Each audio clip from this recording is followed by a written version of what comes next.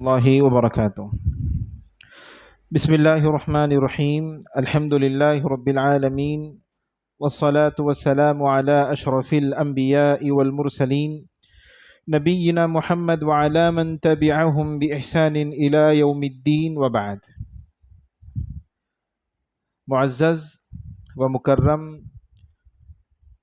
سامعین کرام اور سامعات، الحمدللہ گزشتہ اتوار ہماری گفتگو عبادتوں سے متعلق شروع ہوئی، اور عبادت کی شرطیں، اس کے ارکان آپ کے سامنے بیان کیے گئے کہ محبت، رجا یعنی کہ امید، ثواب کی امید کرتے ہوئے، اور اللہ تبارک و تعالیٰ کا ڈر رکھتے ہوئے عبادت کرنا چاہیے۔ یہ تینوں چیزیں ایک عبادت گزار یا پھر عبادت کرنے والے مرد اور خواتین کے اندر یہ ساری چیزیں اور یہ کیفیت پائی جانی چاہیے۔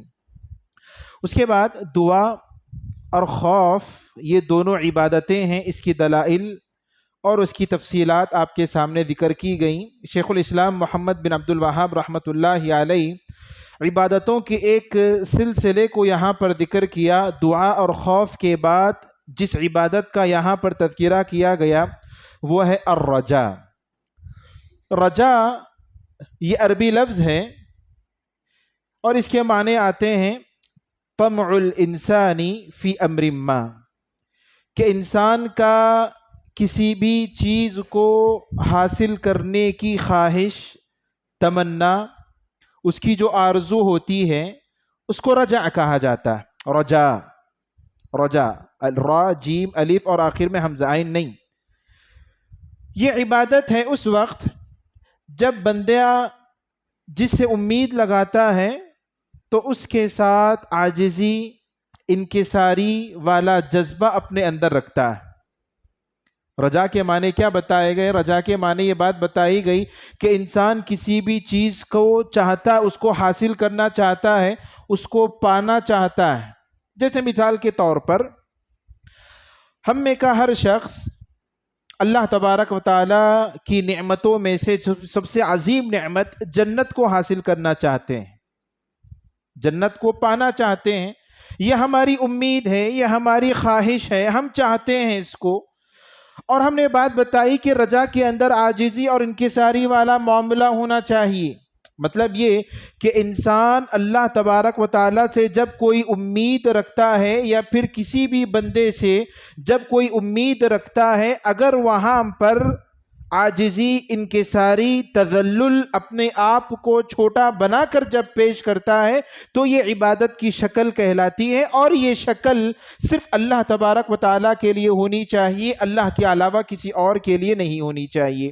اس کی مثال، جنت کی مثال میں نے آپ کو دی کہ انسان کو جب ایک مسلمان جنت کو حاصل کرنے کا شوق رکھتا ہے تو اللہ رب العالمین سے وہ عاجزی کرتا ہے، عاجزی ہوتی ہے، یا پھر وہ ڈیمانڈ کی شکل اس کی ہوتی ہے کہ نہیں مجھے اللہ تو جنت ہی میں داخل کرنا، اس کے علاوہ کہیں پہ بھی داخل نہیں کرنا۔ ایسا کوئی ڈیمانڈ کی شکل ہوتی ہے اس میں؟ نہیں، بلکہ وہاں پر عاجزی ہی کی شکل ہوتی۔ تو اسی لیے بات بتائی گئی کہ رجا جو امید کا ترجمہ اس کا اردو میں کیا جاتا ہے، اور مزید اس کو کھولا جائے تو اس کے جو معنی بتائے گئے وہ یہ کہ انسان عمل کرتے ہوئے کامیابی کی توقع اور امید اللہ رب العالمین سے رکھے، اس کو رجا کہا جاتا ہے۔ اس کی دلیل کیا؟ جیسے ہم نے بات بتائی کہ جیسے بھی کوئی بھی چیز عبادت کے طور پر، کوئی بھی عمل عبادت کے طور پر اگر ذکر کیا جائے تو سب سے پہلا سوال جو ہمارے ذہن میں آنا ہے وہ ہے دلیل۔ اللہ رب العالمین نے قرآن مجید میں بیان فرمایا، اعوذ باللہ من الشیطان الرجیم، بسم اللہ الرحمن الرحیم، فمن كان يرجو لقاء ربه فليعمل عملا صالحا ولا يشرك بعبادة ربه احدا۔ اس آیت کے اندر دیکھیے قرآن مجید کے اندر کتنی گہرائی ہے۔ اللہ تبارک و تعالیٰ نے کئی ایک مسائل کو اسی ایک آیت کے اندر ذکر کیا۔ رجا حقیقت میں کس کو کہا جاتا ہے؟ انسان خواہش رکھے، انسان کی لاکھ خواہشیں ہوتی۔ کسی شاعر نے کہا کہ ہزاروں خواہشیں ایسی کہ ہر خواہش پہ دم نکلے۔ بڑی بڑی خواہشیں ہوتی، اور ایک ایک خواہش ایسی ہوتی ہے کہ ایک ہی خواہش میں انسان کی پوری زندگی کیا ہو جائے؟ ختم ہو جائے، فنا ہو جائے. لیکن صرف خواہش کرنے سے کوئی چیز انسان کو حاصل ہونے والی نہیں ہے. یہ دنیا کا اصول ہے. چھوٹے بچے ہیں، ان کی خواہش ہوتی ہے کہ وہ اچھے نمبرات سے، اچھے مارکس سے وہ کامیاب ہو جائیں. بس ایسے خواہش سے کوئی کامیاب ہو جائے گا؟ نہیں، اس کو محنت کرنی پڑتی. یا پھر اگر کوئی بھی آدمی اپنے مستقبل میں کامیاب ہونا چاہتا ہے تو اس کو کیا کرنا پڑتا ہے؟ اپنے بچپن سے، شروع ہی سے اس کو محنت کرنی پڑتی ہے، مشقت اس کو کرنی پڑتی ہے، تب جا کر وہ آگے چل کر کامیاب ہوگا. اس حقیقت کو اللہ تبارک و تعالیٰ نے اس آیت کے اندر ذکر کیا، کہا کہ انسان صرف خواہشات رکھ لے، انسان صرف آرزویں رکھ لے، اللہ رب العالمین سے امیدیں باندھ لے تو انسان کو یہ چیز کافی نہیں ہوگی، بلکہ انسان کو چاہیے کہ وہ عمل بھی کرے، کوشش بھی کرے. کہا فمن کان یرجو لقاء ربی، جو اللہ تبارک و تعالی سے ملاقات کی امید رکھتا ہے، ملاقات کی خواہش اس کی ہوتی، تو کیا کرنا چاہیے اس کو؟ فلیعمل، تو اس کو چاہیے کہ وہ عمل کرے. اب عمل دونوں طریقے کا ہوتا ہے. اچھا عمل بھی ہوتا ہے، برا عمل بھی ہوتا ہے، نیک عمل بھی ہوتا ہے، برا عمل بھی ہوتا ہے، بد اعمالیاں بھی ہوتی ہیں. لیکن اللہ رب العالمین نے اس کو اور واضح کیا، کہا فَلْيَعْمَلْ عَمَلًا صَالِحًا. عمل کیسا ہو؟ نیک ہو، اچھا عمل ہو، عمل اچھا ہو. اس شرط کی بنیاد پر اللہ رب العالمین نے کہا کہ نیک عمل کرتے ہوئے لوگوں کو چاہیے کہ وہ اللہ تبارک و تعالیٰ سے توقع رکھے. اسی کو عبادت کہا جاتا. رجا جو عبادت ہے، امید جو اللہ رب العالمین سے ہونی چاہیے، عمل کر کے امید ہونی چاہیے. بغیر عمل کے اگر امید رکھ رہے ہیں، اللہ رب العالمین سے توقع رکھ رہے ہیں، تو پھر یہ عبادت نہیں کہلائے گی، بلکہ یہ کچھ اور ہی ہو جائے گا. انسان کچھ اپنا محنت کرے نہ، اس کے لیے کچھ کوشش کرے، بس اپنے طور پر بیٹھا رہے اور یہ سمجھے کہ اللہ مجھے جنت دلا دے، اللہ مجھے بڑی کامیابی دلا دے، تو یہ عبادت کی شکل نہیں ہے. یہاں پر دیکھیے ایک اور نقطہ اہل علم نے جو ذکر کیا، وہ یہ اللہ رب العالمین نے یہاں پر صالحہ کہا، صرف عمل نہیں کہا. اور عمل صالح، صحیح عمل، اچھا عمل کب ہوتا ہے؟ جب وہ قرآن اور سنت کے مطابق ہو. صحیح ہے نا؟ قرآن اور سنت کے مطابق. اچھا عمل اسی وقت ہوگا جو عمل قرآن میں نہیں ہے، نہیں بتایا گیا، حدیث میں نہیں بتایا گیا، اور انسان کی اپنی نیت اپنی جگہ پر کتنی اچھی بھی کیوں نہ ہو، کیا وہ قابل قبول ہے؟ جی قابل قبول نہیں، قابل قبول نہیں. جیسے مثال کے طور پر اگر کوئی آدمی فجر کی 2 رکعت نماز جو فرض ہے، 2 رکعت سنت ہے اور 2 رکعت فرض ہے، 2 رکعت سنت کے بجائے وہ یہ کہیں کہ میں فجر کی 4 رکعت سنتیں پڑھوں گا، اور اس کی خواہش یہ، اس کی امید یہ ہے، اس کی نیت یہ ہے کہ میں زیادہ سے زیادہ عمل کروں گا اور اس عمل کے نتیجے میں اللہ تبارک و تعالیٰ کی جنت کی میں آرزو کروں گا، تمنا کروں گا. کیا اس کو جنت مل سکتی ہے اس عمل کے ساتھ؟ نہیں مل سکتی. کیوں نہیں مل سکتی؟ کیونکہ یہ عمل تو ہے لیکن صالح ہے نہیں، عمل صالح نہیں ہے. تو بات یہ بتائی جا رہی ہے اس آیت کے اندر کہ عمل صالح انسان کو کرنا چاہیے، اور عمل صالح اسی وقت ہو سکتا ہے جس کا ثبوت ہم کو قرآن سے ہو اور جس کا ثبوت ہم کو حدیث سے ہو. معزز سامعین کرام، یہاں پر اللہ رب العالمین نے ایک اور بات بیان فرمائی، وَلَا يُشْرِكْ بِعِبَادَةِ رَبِّهِ أَحَدًا، یعنی کہ اللہ رب العالمین کسی بھی عمل صالح کو اسی وقت قبول کریں گے جب وہ بندہ شرک سے محفوظ ہو. شرک سے وہ آدمی محفوظ ہو. کوئی آدمی شرک بھی کر رہا ہے اور قرآن و سنت کے مطابق اس کا عمل بھی ہے، تو کیا اس کا یہ عمل اس کو کامیابی تک لے جائے گا؟ نہیں، اس کو کامیابی تک نہیں لے جائے گا. اتنی ساری باتیں صرف ایک آیت کے اندر جو کہ ایک سطر میں قرآن مجید میں ہیں، اللہ رب العالمین نے اس کو ذکر کیا، کہا فَمَنْ كَانَ يَرْجُو لِقَاءَ رَبِّهِ فَلْيَعْمَلْ عَمَلًا صَالِحًا وَلَا يُشْرِكْ بِعِبَادَةِ رَبِّهِ أَحَدًا. تو یہ جو رجا ہے، یہ عبادت ہے، انسان کو یہ عبادت امید اللہ تبارک و تعالیٰ کے علاوہ کسی اور کے لیے نہیں لگانی چاہیے. جیسے بہت سارے لوگ ہیں کہتے ہیں کہ فلاں سے ہماری امید ہے ہم کو وہ کامیاب کر دیں گے یا پھر ہم کو وہ اس مصیبت سے نکال دیں گے. جو امید ہے وہ امید اللہ سے ہونی چاہیے. اللہ کے علاوہ کسی اور سے اگر کوئی توقع کرتا ہے، امید لگاتا ہے عاجزی اور انکساری کیفیت کے ساتھ، تو پھر یہ عبادت میں شرک کہلاتا ہے. پھر اس کے بعد عبادت کی ایک اور قسم شیخ الاسلام محمد بن عبد الوہاب رحمۃ اللہ علیہ نے ذکر فرمائی، اور وہ ہے توکل. توکل کے کیا معنی ہیں؟ توکل، اللہ پر توکل ہونا چاہیے. کیا مطلب؟ بھروسہ ہونا چاہیے. اللہ رب العالمین پر بھروسہ ہونا چاہیے. یہاں پر موضوع کو یا پھر اس مسئلے کو تھوڑا ہم تفصیل سے ذکر کرتے ہیں انشاءاللہ، کیونکہ توکل کا جو مفہوم عموماً ذہنوں میں پایا جاتا ہے، لوگوں کے ذہنوں میں مختلف قسم کے خیالات پائے جاتے ہیں. کوئی آدمی یہ سمجھتا ہے کہ توکل کا مطلب ہے بالکل اپنی جگہ پر بیٹھا رہے اور اللہ تبارک و تعالیٰ کے اوپر اس کا یقین ہو، اس کا بھروسہ ہو، اس کو توکل کہا جاتا ہے. نہیں. پھر بعض لوگوں نے توکل کا یہ معنی سمجھا کہ اگر کوئی بیمار ہو جائے اس کے لیے علاج کرانے کی ضرورت نہیں، بلکہ صرف اللہ رب العالمین کی ذات پر ہم بھروسہ کریں گے کہ اللہ اگر مجھے زندہ رکھنا ہے تو زندہ رکھے گا، اور اگر میری زندگی یہیں پر ختم ہے تو مجھے موت دے دے گا. یا پھر اگر بعض لوگوں نے توکل کا یہ مفہوم سمجھا کہ میں کسی بھی چیز کو حاصل کرنے کی کوشش نہیں کروں گا، اپنی جگہ پر بیٹھا رہوں گا، اگر میری قسمت میں، میری تقدیر میں یہ چیز لکھی ہوئی ہے تو وہ مجھ کو مل جائے گی، اور اگر میری قسمت میں نہیں ہے تو یہ مجھ کو نہیں ملے گی. لوگوں کے مختلف اس تعلق سے ذہن ہوتا ہے. آج ہم انشاءاللہ توکل کا کیا مفہوم ہے اس کو واضح طور پر میں انشاءاللہ آپ کے سامنے بیان کرنے کی کوشش کروں گا. تو سب سے پہلے توکل کا معنی، توکل بولتے جیسے آپ کو بات بتائی گئی کہ بھروسہ کرنا، یعنی کہ اللہ تبارک و تعالیٰ کی ذات پر مکمل اعتماد کرتے ہوئے یقین رکھے. کس کے ساتھ؟ اسباب کو اختیار کرتے ہوئے. بغیر اسباب کے توکل کا اگر کوئی سوچتا ہے تو پھر یاد رکھیے وہ عبادت نہیں. توکل کے اندر اسباب کو اپنانا ہے. اب اسباب کس کو بولتے ہیں؟ کوئی بھی چیزیں، ظاہری چیزیں، اس کو اپنانا چاہیے. جیسے مثال کے طور پر ہم کو انسان کی ہر ایک کی اپنی ضروریات ہوتی ہیں. پیسوں کی ہر ایک کو ضرورت ہوتی ہے. جی، پیسے کہاں سے حاصل ہو جائیں گے انسان کو؟ بس ایسے ہی آسمان سے بارش ہوگی پیسوں کی؟ نہیں. یا پھر اگر کوئی آدمی اپنی جگہ پر بس یہ سوچ کر بیٹھا رہے کہ اللہ تبارک و تعالیٰ مجھ کو دینے، اگر میری قسمت میں ہے تو مجھ کو دے گا، جی، اگر بیٹھا رہے تو اس کو چیز حاصل ہو جائے گی، بلکہ کیا کرنا پڑے گا؟ اس کو کوشش کرنی پڑے گی. اسی کوشش کو کہا جاتا ہے سبب.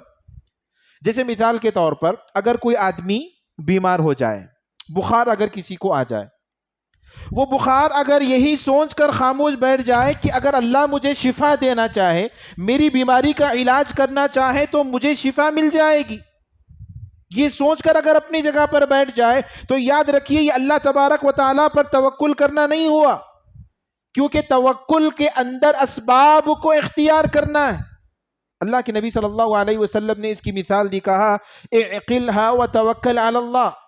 اگر کسی کے پاس کوئی جانور ہے، صحرا میں بڑا علاقہ ہے، ریگستان کا علاقہ ہے، جنگل کا علاقہ ہے، وہاں پر ایک جانور کو، اونٹ کو اگر وہ کھلا چھوڑ دے اور یہ سوچ کر بیٹھ جائے کہ یہ میرا جانور، میری قسمت، اللہ رب العالمین پر میرا بھروسہ ہے، اللہ تعالیٰ اس کی حفاظت کریں گے، اور چھوڑ کر آ کر بیٹھ جائے، اس کو توکل بولیں گے؟ اللہ کے نبی صلی اللہ علیہ وسلم نے کہا کہ نہیں، توکل نہیں ہے یہ.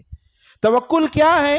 اس جانور کو پہلے باندھ دو، جانور کو کیا کر دو؟ پہلے باندھ دو، پھر اس کے بعد اللہ رب العالمین پر یقین رکھو، بھروسہ رکھو کہ اللہ تبارک و تعالی اس جانور کو محفوظ رکھے گا، اس کی حفاظت کرے گا.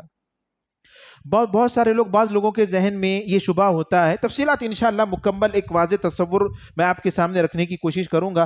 بھائی اگر مسئلہ ایسا ہے تو پھر ایک شبہ یہ ذہن میں آئے گا کہ بھائی تو پھر اس کا مطلب اللہ پر یقین رکھنے کی کیا ضرورت؟ ہم اسباب کو اختیار کر لیں گے، ہم کوشش کر لیں گے. کوشش ہم کو کر لینی چاہیے، جو اسباب انسان کو اختیار کرنے کا حکم دیا گیا وہ کس وجہ سے دیا گیا؟ تاکہ ہمارا عقیدہ، ہمارا ایمان متاثر نہ ہو۔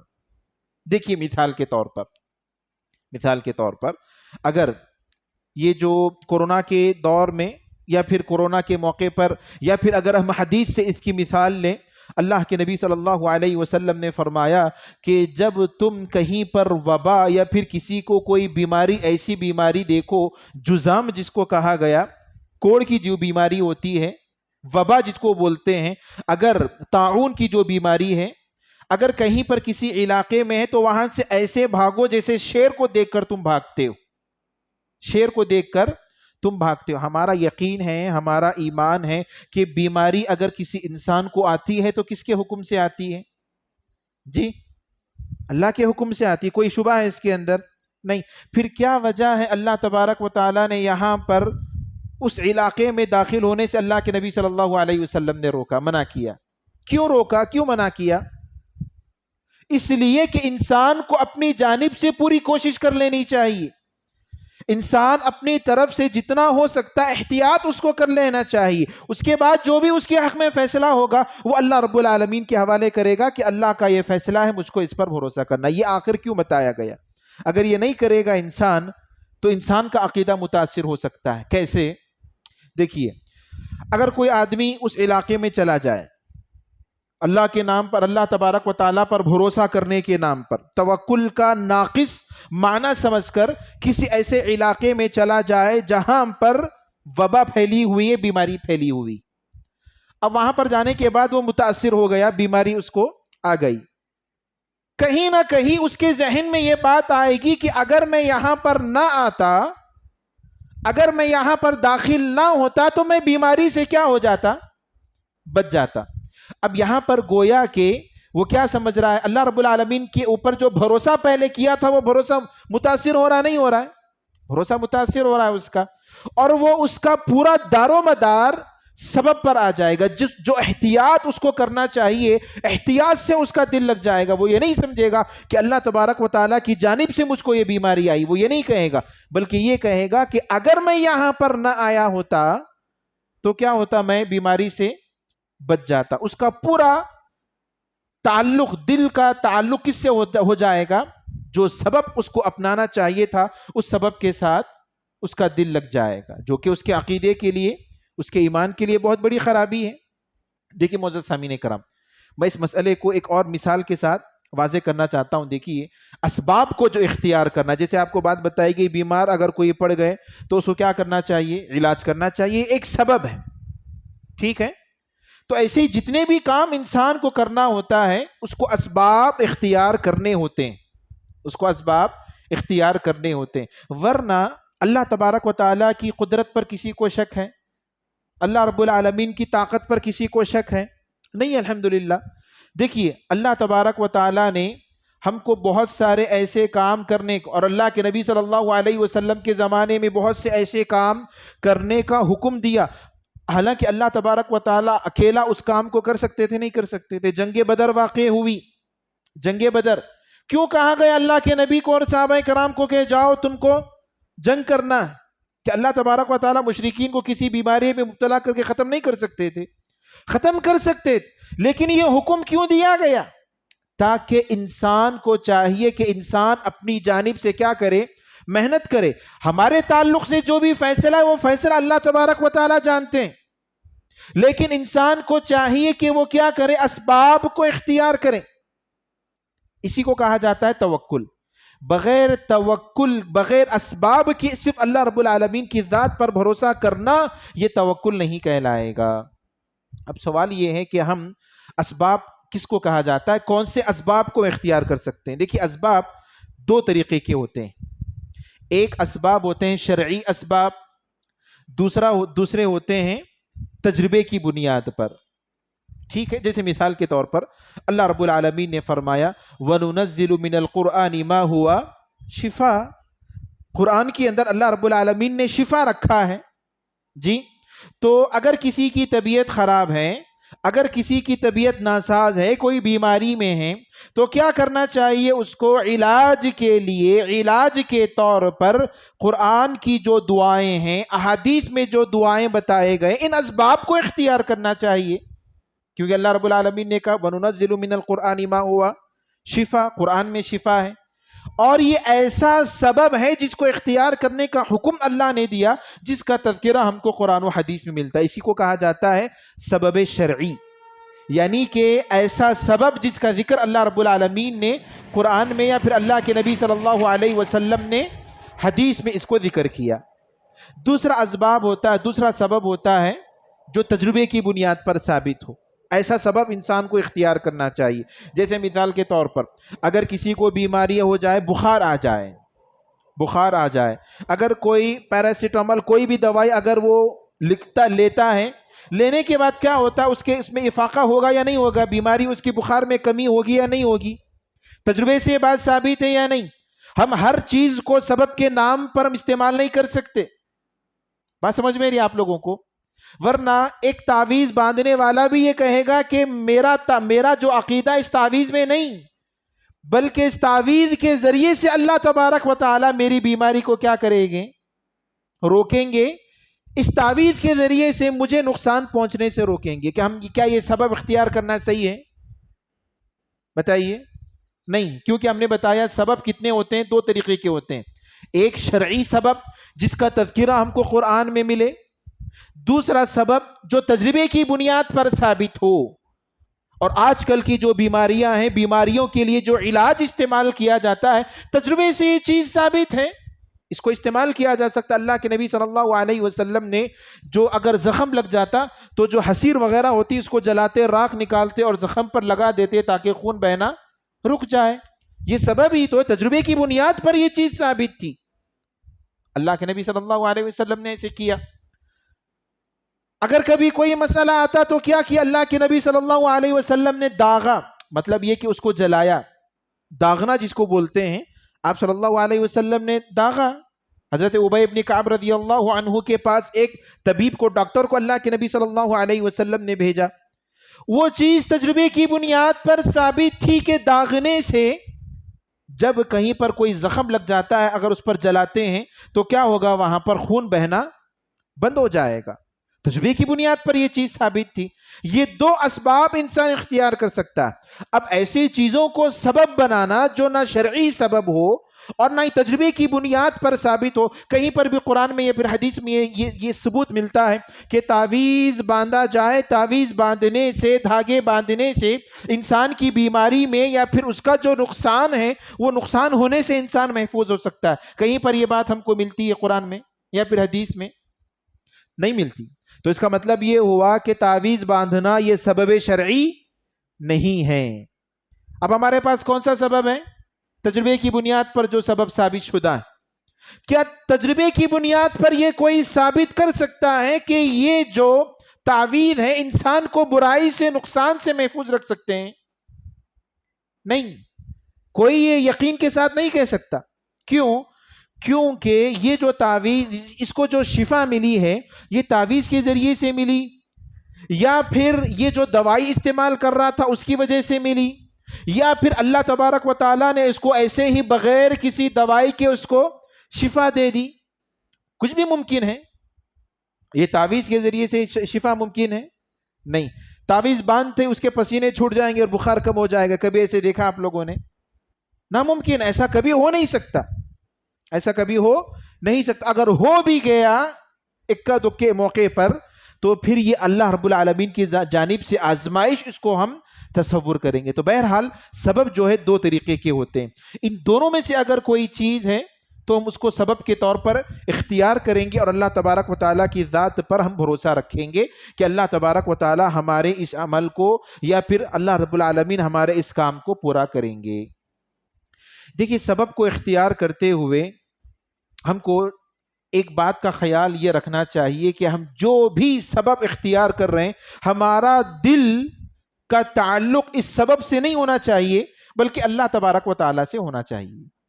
جیسے مثال کے طور پر ہم اگر کبھی بخار آ جاتا ہے تو دوائی استعمال کرتے ہیں، تو دوائی استعمال کرنا کیا ہے؟ ایک سبب ہے اپنی بیماری کو ختم کرنے کے لیے یا پھر اس کو دور کرنے کے لیے.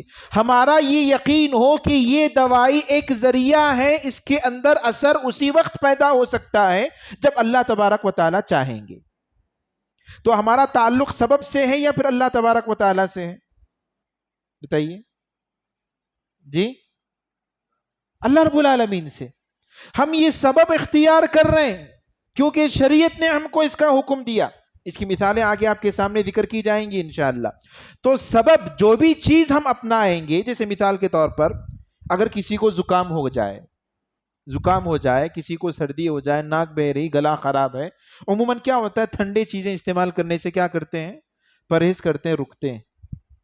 تو یہ جو پرہیز کرنا ہے یہ ایک سبب ہے، احتیاط کرنا ایک سبب ہے. یہاں پر یقین یہ ہو کہ میری جو حفاظت ہو رہی، یا پھر اگر کوئی آدمی زکام سے، کھانسی سے، سردی سے، تکلیف سے بچتا ہے تو کس وجہ سے؟ اس ٹھنڈے چیزوں کو استعمال نہیں کرنے کی وجہ سے، یا پھر اللہ تبارک و تعالیٰ نے اس کی حفاظت کی؟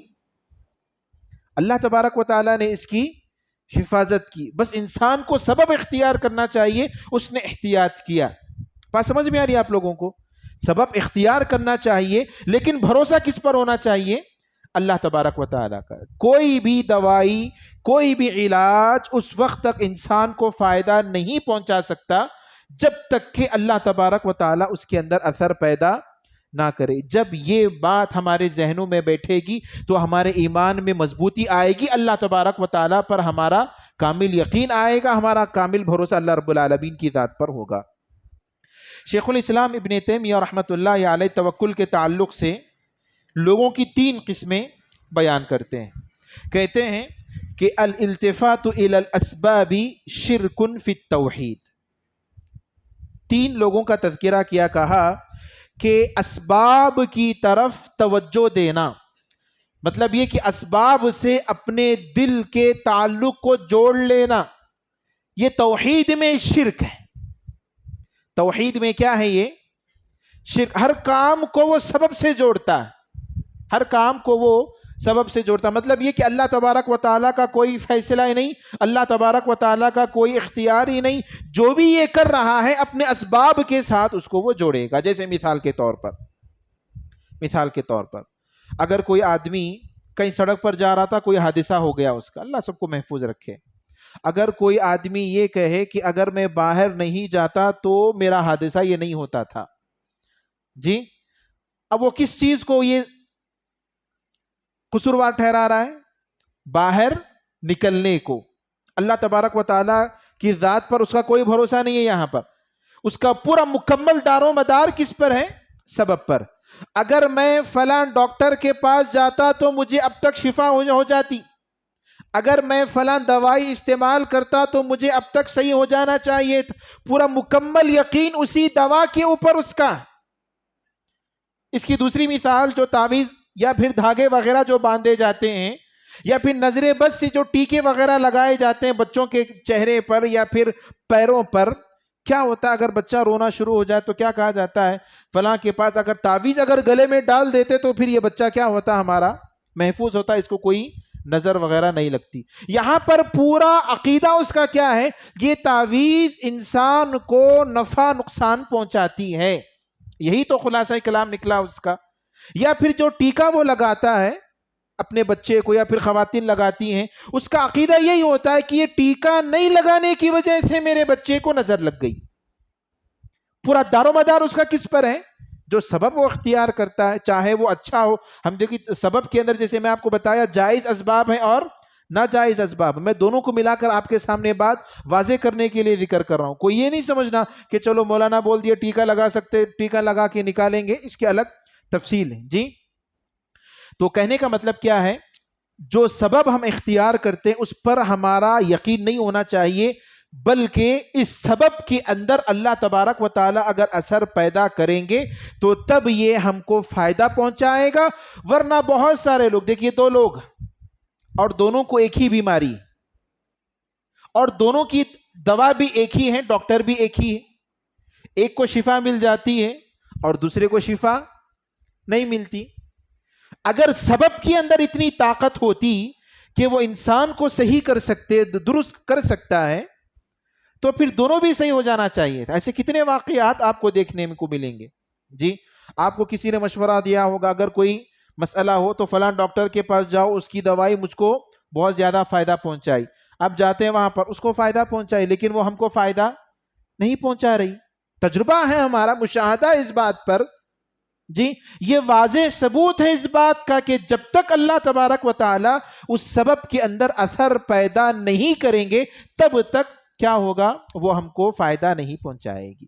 یہ توکل کا مفہوم ہے۔ ہم اسباب کو بھی اختیار کریں گے، ہم اسباب کو بھی ہم اختیار کریں گے، اور اللہ تبارک و تعالی پر ہمارا یقین ہونا چاہیے، سبب سے ہمارا کوئی تعلق نہیں۔ کیوں؟ کیونکہ کہا شیخ الاسلام ابن تیمیہ نے رحمت اللہ علیہ، الالتفات الی الاسباب شرک فی التوحید، اسباب کو اصل جاننا، اصل بنانا، یہ کیا ہے؟ توحید میں شرک کرنا ہوا۔ سبب کے اندر کوئی طاقت نہیں ہوتی، نہ نفع کی اور نہ ہی نقصان کی۔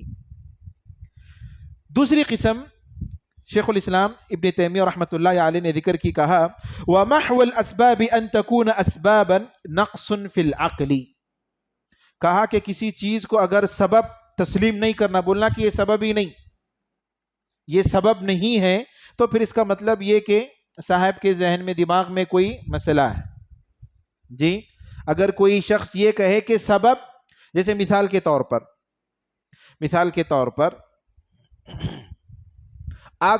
ہم کھانا وغیرہ پکاتے ہیں، کھانا پکانے کے لیے ہم کس چیز کا استعمال کرتے ہیں؟ آگ کا استعمال کرتے ہیں، چولہے کا ہم استعمال کرتے ہیں۔ اگر کوئی آدمی یہ کہے کہ یہ آگ، یہ کوئی سبب نہیں، آگ کیا نہیں ہے، اس کے اندر کوئی گرماہٹ نہیں ہوتی، یا پھر اس کو ہم سبب نہیں مانیں گے، میرا بھروسہ اللہ رب العالمین پر ہے، میں چولہے پر رکھوں گا بغیر آگ جلائے کے اور کھانا پک کر میرے سامنے آ جائے گا، کیا بولیں گے آپ جی؟ نقص فی العقل، صاحب کو دورے پڑ رہے ہیں، کیا بولیں گے؟ ہاں، عقل میں کوئی فطور ہے ان کے، ورنہ کوئی بھی عقل مند آدمی سبب کا انکار نہیں کر سکتا۔ کھانا وغیرہ پکانے کے لیے آگ کی ضرورت ہوتی ہے، آگ ایک سبب ہے جی۔ یا پھر اسی طریقے سے اگر کوئی آدمی یہ کہے کہ اگر اللہ تبارک و تعالی چاہے تو میری نسل بہت بڑھے گی، اور اس نے نکاح ہی نہیں کیا جی، نکاح ہی نہیں کیا، اور اللہ رب العالمین کی ذات سے اولاد کی توقع رکھ رہا ہے، کیا ممکن ہے؟ یہ ممکن نہیں ہے۔ کیوں؟ کیونکہ یہاں پر یہ سبب کو چھوڑ رہا ہے، سبب کو وہ کیا کر رہا ہے؟ سبب تسلیم نہیں کر رہا ہے۔ اسی لیے شیخ الاسلام ابن تیمیہ رحمۃ اللہ علیہ نے کہا کہ وَمَحْوُ الْأَسْبَابِ أَن تَكُونَ أَسْبَابًا نَقْصٌ فِي الْعَقْلِ، کسی بھی کام کے لیے جو سبب ہوتا ہے اس سبب کو انکار کرنا یا پھر اس کو سبب نہیں ماننا، یہ عقل میں خرابی، اس کے ذہن میں خرابی کا یہ اس کی وجہ سے ہوتا ہے۔ اور بعض لوگ ہوتے ہیں جو اسباب کا انکار کرتے ہیں، جیسے مثال کے طور پر کہتے ہیں، ویسے تو دنیاوی مسائل میں ایسی چیزیں نہیں آتی، لیکن پھر بھی بات کو آسان مثال کے ساتھ واضح کرنے کے لیے، بتانے کے لیے میں آپ کو مثال دے رہا ہوں۔ اگر کوئی آدمی یہ کہے کہ اللہ تبارک و تعالی مجھ کو اگر دینا چاہے تو مجھ کو دے گا، مجھے کہیں پر کام کرنے کی ضرورت نہیں، اگر مجھے شفا ملنی ہے تو مجھے شفا اللہ رب العالمین دے گا، مجھے علاج کرانے کی ضرورت نہیں، اگر مجھے اپنے آپ کو نقصان سے بچانا ہے، حادثوں سے بچانا ہے، تو میں جیسے آنکھ پر پٹی باندھ کر بھی گاڑی چلاؤں گا، مجھ کو نقصان نہیں پہنچائے گا۔ اگر اللہ رب العالمین مجھے زندہ رکھنا چاہے تو زندہ رکھے گا، اور اپنی حفاظت کے لیے جو دیکھ سمجھ کر اس کو گاڑی وغیرہ چلانا تھا اس کو نظر انداز کرتا ہے۔ شیخ الاسلام ابن تیمیہ رحمۃ اللہ علیہ ایسے لوگوں کے تعلق سے کہتے ہیں قدح فی الشرع، ایسا آدمی شریعت میں نکتہ چینی کرنے والا، جو سبب کو چھوڑنے والا ہے، وہ حقیقت میں کیا کرتا ہے؟ شریعت کے اندر نقص نکالنے والا ہے۔ کیونکہ اللہ رب العالمین نے ہم کو کیا کہا؟ اسباب کو اختیار کرنے کا حکم دیا۔ اللہ کے نبی صلی اللہ علیہ وسلم کے زمانے سے واقعات آپ جانتے ہیں جی، جنگوں کا جو حکم دیا گیا، یا پھر آپ صلی اللہ علیہ وسلم کے تعلق سے جو بات آتی ہے کہ جب کبھی کوئی زخم لگ جاتا یا پھر بخار آ جاتا تو آپ صلی اللہ علیہ وسلم اس کے لیے باقاعدہ علاج کرواتے. حضرت عائشہ رضی اللہ عنہا کے تعلق سے بات آتی، ان کے جو قریبی چھوٹے صحابہ کرام تھے وہ پریشان ہوتے، تعجب کا اظہار کرتے کہ آپ فقہ کا علم رکھتی، آپ حدیث کا علم رکھتی، لیکن تعجب یہ ہے کہ آپ کو میڈیکل کے تعلق سے، دوائیوں کے تعلق سے کیسے معلوم؟ حضرت عائشہ رضی اللہ عنہ فرماتی ہیں کہ جب اللہ کے نبی صلی اللہ علیہ وسلم اپنے آخری ایام میں تھے بیماری کے، وفات سے قبل، تو جو بھی طبیب ڈاکٹرز وغیرہ آ کر علاج کرتے تو میری گہری نظر اس کے اوپر ہوتی، اس کو دیکھ کر میں نے سیکھ لی. اللہ کے نبی صلی اللہ علیہ وسلم نے علاج بھی کروایا. جی تو یہ ساری چیزیں اس بات کا ثبوت ہیں کہ توکل جس کو ہم عبادت کے معنی میں لیتے ہیں، اسباب کے ساتھ ہم اس کو عبادت سمجھیں گے، بغیر اسباب کو اختیار کیے ہوئے. ایسے بہت سارے واقعات ہیں جو ابھی کورونا کے دور میں، کورونا کے زمانے میں آئے. بہت سارے لوگ بیمار ہوئے لیکن اپنے آپ علاج کرانے کے لیے تیار نہیں. انہوں نے کہا کہ اگر میری زندگی ہے تو اللہ رب العالمین مجھ کو باحیات رکھیں گے. ہوا کیا؟ انتقال ہو گیا ان کا. اور تقدیر کا مسئلہ انشاءاللہ جو آگے آئے گا، قدر کے اندر بعض چیزیں ہوتی ہیں قدر کے تعلق سے. ایک ہوتا قدر مبرم، قبر معلق، تقدیر معلق، اور دوسرا ہوتا ہے تقدیر یا پھر قدر مبرم. یہ ساری تفصیلات انشاءاللہ آئیں گی کہ اللہ تبارک و تعالیٰ کے تعلق سے جو بات ہم کو اللہ کے نبی صلی اللہ علیہ وسلم نے فرمائی کہ دعا کے ذریعے سے تقدیر کیا ہوتی ہے؟ بدلتی. کیا مطلب دعا کے ذریعے سے تقدیر بدلتی ہے کا؟ جی کوئی آدمی اگر اللہ نے اس کا فیصلہ کر دیا کہ 50 سال کی عمر میں اس کا انتقال ہوگا، وہ دعا کر رہا ہے اللہ مجھے 100 سال کر دیجئے، تو دعا کے ذریعے سے اس کی عمر 100 سال ہو جائے گی. لوح محفوظ میں جو انسان کو 50,000 سال پہلے اس کائنات کو پیدا کرنے سے پہلے جو تقدیر لکھ دی گئی، اس کے اندر تبدیلی ہوگی؟ نہیں، اس کے اندر کوئی تبدیلی نہیں ہوگی، وہ ویسے ہی باقی رہے گا. پھر کیا مسئلہ ہے؟ پھر اس حدیث کو ہم کیسے سمجھیں گے؟ اللہ کے نبی صلی اللہ علیہ وسلم کی اس حدیث کو سمجھنے کے لیے اہل علم نے اس کی مثال دی اور کہا کہ جب اللہ رب العالمین فرشتوں کو ہدایات دے کر بھیجتے ہیں، کہتے ہیں کہ اگر، کیونکہ تقدیر میں جو لکھا ہوا ہے وہ غیب ہے، اس کا علم کسی کو نہیں، اللہ کے علاوہ کسی کو اس کا علم نہیں، فرشتوں کو بھی اس کا علم نہیں. اللہ تبارک و تعالیٰ فرشتوں کو کہیں گے کہ اگر میرا بندہ دعا کرے گا تو فلاں مصیبت اس سے ٹلا دی جائے گی، ختم کر دی جائے گی. اگر اس نے دعا نہیں کی تو پھر کیا ہوگا؟ وہ اس حادثے کا شکار ہو جائے گا. گاڑی میں ہم جا رہے ہیں، گھر سے پہلے ہم اس کو سمجھنے کے لیے مثال، گھر سے پہلے ہم نکلنے سے پہلے دعا پڑھ کر نکلتے ہیں، سفر کی دعا پڑھ کر نکلتے ہیں. اللہ تبارک و تعالیٰ نے ہمارے تعلق سے فیصلہ کیا ہوگا کہ اگر یہ بندہ سفر کی دعا پڑھ کر نکلے گا تو اس کی کیا ہو جائے گا؟ حادثے سے محفوظ رہے گا. اگر یہ نہیں پڑھا تو کیا ہوگا؟ اس کو حادثے کا شکار ہونا ہے. اب بندہ دعا کر کے نکلتا ہے، تو یہی مطلب ہے دعا تقدیر کو بدلتی ہے کا مطلب یہ ہے کہ انسان جب دعا کرتا ہے اللہ رب العالمین اس کے ساتھ جوڑ دیتے ہیں اس کے فیصلے کو، اس کے ساتھ حادثہ ہونا ہے یا حادثہ نہیں ہونا ہے. یہ دعا کر رہا ہے تو پھر حادثے سے بچ گیا، اگر دعا نہیں کرے گا تو حادثے کا شکار ہو جائے گا. یہ ساری تفصیلات ہیں انشاءاللہ توکل کے تعلق سے یا پھر قدر کے مسائل کے اندر یہ ساری تفصیلات آپ کے سامنے ذکر کی جائیں گی. مجھے سامعین کرام یہاں پر ایک مسئلے کو اور میں واضح آپ کے سامنے ذکر کر دوں. دیکھیے اللہ کے نبی صلی اللہ علیہ وسلم کی ایک حدیث ہے، 70,000 لوگ بغیر حساب اور کتاب کے جنت میں جائیں گے. حدیث سنیں آپ لوگ جی. 70,000 لوگ ایسے ہیں. میں آپ کو مختصر طور پر لے کر چلوں، ہمارے پاس وقت زیادہ نہیں ہے اس بات کو یا پھر توکل کے اس مسئلے کو آج ہی انشاءاللہ ختم کرنا ہے. اللہ کے نبی صلی اللہ علیہ وسلم نے بیان فرمایا 70,000 لوگ ایسے ہوں گے جو بغیر حساب اور بغیر کوئی سوال کے ڈائریکٹ ان کو جنت میں داخل کر دیا جائے گا. حشر کے میدان میں ان سے کوئی سوال نہیں ہوگا. اور اس کی تعداد صرف 70,000 نہیں ہے، مزید احادیث کے اندر اس کی تفصیلات ہیں، بے شمار بہت سارے لوگ اس کے اندر. انشاءاللہ کبھی موقع ملے تو اس کی وضاحت میں کروں گا. اللہ کے نبی صلی اللہ علیہ وسلم نے جب یہ بات بتائی اور اٹھ کر چلے گئے، صحابہ کرام نے آپس میں گفتگو کرنا شروع کیا 70,000 لوگ کون ہیں؟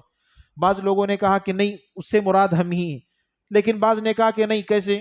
ہم نے تو شرک کا زمانہ بھی پایا، اللہ کے نبی آنے سے پہلے ہم شرک پر تھے، تو ہم تو ہو نہیں سکتے کیونکہ ہماری زندگی کا بعض حصہ شرک میں گزرا. صحابہ کرام کا ڈر خوف دیکھیے.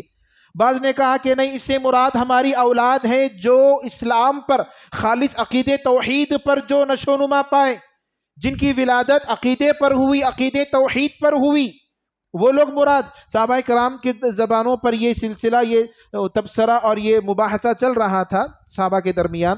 اللہ کے نبی صلی اللہ علیہ وسلم صحابہ کے پاس تشریف لائے اور آ کر عرض کیا کہ اس سے مراد ہم الذین لا یسترقون ولا یکتوون ولا یتطیرون وعلی ربہم یتوکلون۔ چار باتیں بتائیں۔ اللہ کے نبی صلی اللہ علیہ وسلم نے کہا لا یسترقون، یہ رقیہ کا مطالبہ نہیں کرتے، ولا یکتوون، اور داغتے نہیں، جلاتے نہیں کہیں پر علاج کے لیے، ولا یکتوون ولا یتطیرون، اور بدفالی نہیں لیتے۔ پرانے زمانے میں بہت زیادہ ہوتا تھا جی، ایک پرندہ اڑا دی، اگر سیدھے طرف جاتا وہ تو کہتے کہ چلو اب ہم کو جو کام کرنا ہے آگے بڑھنا چاہیے، کیونکہ پرندے نے اشارہ کر دیا سیدھے ہاتھ کی طرف وہ مڑ گیا۔ اگر وہ لیفٹ ہینڈ کی طرف چلے جائے، بائیں ہاتھ کی طرف چلے جائے، تو تصور یہ ہوتا کہ نہیں، پرندہ اشارہ کر رہا ہے کہ یہ کام مجھ کو نہیں کرنا چاہیے۔ مثال کے طور پر اگر کوئی کاروبار کرنا چاہے، پھر سفر کرنا چاہے، اب وہ سفر کرنا ہے یا نہیں کرنا، اس بات میں اس کو پس و پیش میں مبتلا، آگے پیچھے ہے۔ وہ کیا کرتا ہے؟ ایک پرندہ اڑاتا، اگر وہ سیدھے ہاتھ کی طرف چلا جاتا تو یہ فیصلہ کرتا کہ پرندے نے اشارہ کیا کہ مجھ کو سفر کر لینا چاہیے، مجھ کو کوئی نقصان نہیں ہوگا۔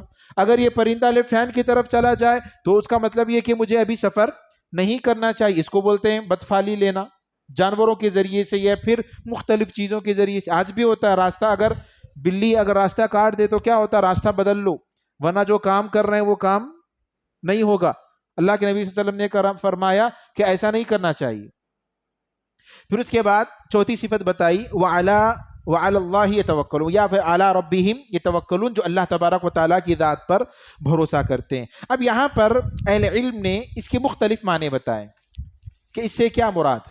بعض لوگوں نے کہا کہ اس سے مراد مطلق طور پر علاج اور اسباب کو چھوڑ دینا ہے۔ علاج یعنی کہ اسباب کو مکمل طور پر چھوڑ دینا۔ یسترقون، بندہ کوئی بھی بندہ دعائیں وغیرہ پڑھواتا، رقیہ کرواتا، کب کرواتا ہے؟ جب اس کو اس کی ضرورت ہو۔ اور اللہ کے نبی صلی اللہ علیہ وسلم نے فرمایا وہ رقیہ نہیں کروانا۔ ولا یکتوون، زخم لگ جائے تو اس کو جلاتا ہے، داغتا ہے اور اس زخم کو کم کرنے کی کوشش کرتا۔ تو اس سے بعض لوگوں نے کہا کہ توکل اللہ تبارک و تعالیٰ کا، اللہ رب العالمین پر توکل کا مطلب یہ ہے مکمل طور پر اس کو علاج سے بچنا چاہیے، چھوڑ دینا چاہیے۔ اور ہم نے جیسے آپ کے سامنے ذکر کیا کہ یہ اسباب کو چھوڑنا یہ توکل کے خلاف ہے۔ بعض لوگ کہتے ہیں کہ اسباب کو لینا توکل کے خلاف، لیکن نہیں، اسباب کو چھوڑ دینا یہ توکل کے خلاف۔ کیوں؟ اللہ کے نبی صلی اللہ علیہ وسلم کے تعلق سے بات آتی ہے، احتجم وہو محرم، اللہ کے نبی صلی اللہ علیہ وسلم نے کپنگ کروائی۔ کپنگ کس کو بولتے جانتے ہیں آپ؟ حجامہ کروانا جی، یہ حجامہ ایک طرح کا علاج ہے جی۔ اور اللہ کے نبی صلی اللہ علیہ وسلم سے بڑھ کر اللہ تبارک و تعالیٰ پر کوئی توکل کرنے والا ہو سکتا ہے اس دنیا کے اندر؟ جی نہیں ہو سکتا۔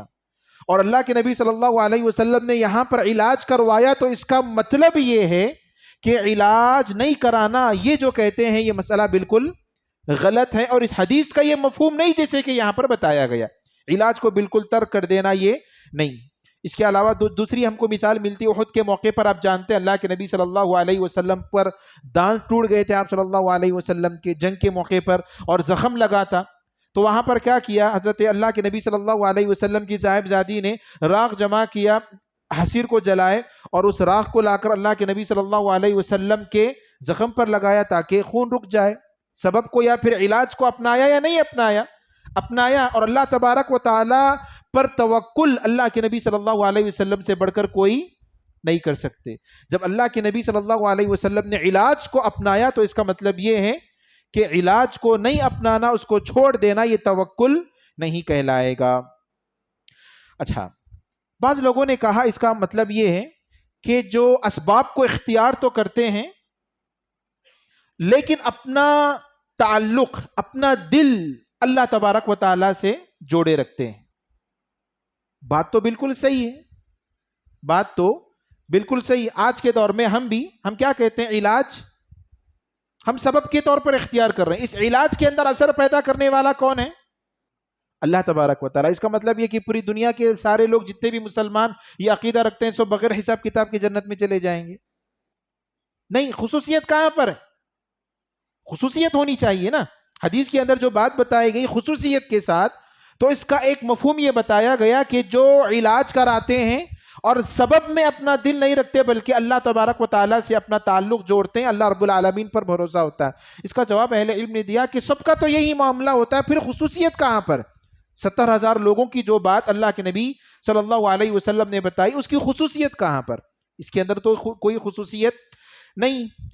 بعض لوگوں نے اس کا جواب، بعض لوگوں نے ایک اور بات کہی اور کہا کہ جب اشد ضرورت ہو، سخت ضرورت ہو، تو اس وقت ہی یہاں پر اس کا معاملہ کرنا چاہیے، یسترقون، رقیہ وغیرہ کا مطالبہ کرنا چاہیے، ورنہ علاج کرنا جب ضرورت ہو تو اس وقت کرنا چاہیے انسان کو علاج وغیرہ.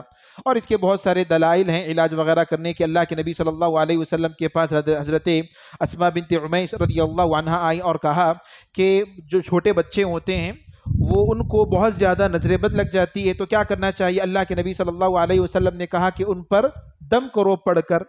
اور دوسری روایت ہم کو ملتی ہے، صحیح روایت ہے، دوسری روایت ہم کو ملتی ہے اللہ کے نبی صلی اللہ علیہ وسلم نے ایک صحابی کو داغ لگانے کے لیے، یعنی کہ جلانے کے لیے، زخم پر علاج کے طور پر داغنے کے لیے ایک شخص کو، ڈاکٹر کو بھیجا تھا. یعنی کہ اللہ کے نبی صلی اللہ علیہ وسلم نے خود ایک ڈاکٹر کو بھیجا. اس کے علاوہ بہت ساری اس کی مثالیں ہم کو ملتی ہیں. تو راجح مسئلہ یہی ذکر کیا گیا کہ وَعَلَىٰ رَبِّهِمْ يَتَوَكَّلُونَ کے اندر جو مسئلہ ہوتا ہے وہ یہ کہ اسباب کو اختیار کرنا ہے. جی، اسباب کو اختیار کرنا ہے اور اللہ تبارک و تعالی کی ذات سے ہمارا تعلق ہونا چاہیے. اور اس حدیث کے اندر جو توکل کا مفہوم ذکر کیا گیا اس سے کہیں پر بھی یہ بات ہم کو نہیں ملتی کہ اسباب کو چھوڑنا ہے، نہیں، بلکہ اسباب کو اللہ کے نبی صلی اللہ علیہ وسلم نے خود اختیار کیا. اور باقاعدہ اس کے اندر جو 3 باتیں بتائی گئیں، لا یسترقون ولا یکتوون ولا یتطیرون، جو تطیر بدفعلی لینا ہے وہ کسی بھی حال میں نہیں لینا چاہیے. یکتوون، علاج کرانا چاہیے، اس کے اندر کوئی حرج کی بات نہیں. لا یسترقون، جو رقیہ جاتے ہیں، کسی کو اگر کوئی طبیعت خراب ہوگا جی تو کسی کے پاس جاتے ہیں، کہتے ہیں کہ تھوڑا سا پڑھ کر دم کر لیجیے. بار بار ایسا نہیں ہونا چاہیے جی. اگر سخت ضرورت، اگر خود ہم اپنے آپ پر دم نہیں کر سکتے، اگر ہم اپنے آپ پر کرنے سے عاجز ہیں تو پھر ایسی صورت میں آپ کسی اور کے پاس چلے جائیں ضرورت کے وقت، تو کوئی حرج کی بات نہیں جی. یہ اس کا صحیح مفہوم ہے جو کہ اہل علم نے ذکر کیا.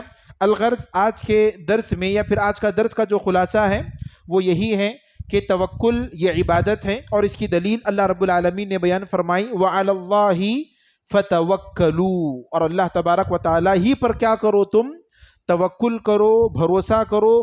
تو یہاں پر اللہ رب العالمین نے حکم دیا بھروسہ کرنے کا اللہ تبارک و تعالیٰ پر. تو بھروسہ صرف اللہ رب العالمین کی ذات پر ہونا چاہیے. اور ساتھ ہی ساتھ ہم نے بات یہ بتائی کہ اسباب کو اختیار کرنا چاہیے. اس کا ثبوت ہم کو احادیث سے ملتا ہے. تو بہرحال توکل کا یہ جامع تصور ہے کہ اسباب کو اختیار کرتے ہوئے اللہ رب العالمین کی ذات پر بھروسہ کرنا چاہیے، ورنہ اسباب کو چھوڑ کر اپنی جگہ پر بیٹھ جائیں. اور کب ہوتا ہے یہ؟ عموماً انسان کے اندر جب سستی ہوتی ہے، کاہلی ہوتی ہے، اسی وقت انسان ایسا عمل کرتا ہے اور وہاں پر تقدیر کو وہ دلیل بناتا ہے. انسان کو کوشش کرنا چاہیے، سبب کو اختیار کرنا چاہیے. جیسے والدین کی اگر ہم مثال لیں، کہتے ہیں کہ بچوں کی تربیت کرنا چاہیے، کہتے ہیں کہ نہیں، اگر ان کی قسمت میں ہے تو اچھے بنیں گے، اگر نہیں ہے تو پھر ضائع ہو جائیں گے، آوارہ بن جائیں گے. لیکن یہاں پر اصل مسئلہ یہی ہے کہ والدین کو کوشش کرنی چاہیے، اسباب کو اختیار کرنا چاہیے جی. ورنہ تو ایسے ہی چھوڑ دینا. اسباب کو اختیار کرنے کے بعد حضرت نوح علیہ السلام نبی ہونے کے بعد کوئی وہاں پر شبہ کر سکتا ہے کہ اللہ کے نبی نے، حضرت نوح نے اپنے بچے کی صحیح تربیت نہیں کی ہوگی جی؟ حضرت نوح علیہ السلام اپنے بچے کی تربیت میں کچھ خلل رکھا ہوگا یا پھر کچھ کوتاہی کی ہوگی، العیاذ باللہ. نہیں، یہاں پر سبب کو انہوں نے اپنایا، لیکن فیصلہ کس کا تھا؟ اللہ تبارک و تعالیٰ کا فیصلہ. اب دیکھیے فرعون کا مسئلہ ہے جی. فرعون کی بیوی حضرت جو آسیہ ہیں کیسے ماحول میں تھیں پورا کفریہ ماحول، خود ان کا شوہر انا ربکم الاعلی کا دعویٰ کرنے والا، لیکن اللہ تبارک و تعالیٰ نے وہاں پر ہدایت دی یا نہیں دی؟ یقیناً ہدایت دی۔ تو انسان کا کام اسباب کو اپناتے ہوئے اللہ رب العالمین کی ذات پر بھروسہ کرنا ہے، یہی عبادت ہے۔ اللہ رب العالمین سے دعا ہے کہ اللہ تبارک و تعالی مجھے اور آپ کو عبادتوں کا صحیح مفہوم سمجھ کر اس کے مطابق اپنی زندگی گزارنے کی توفیق عطا فرمائے، آمین۔ وآخر دعوانا ان الحمد للہ رب العالمین۔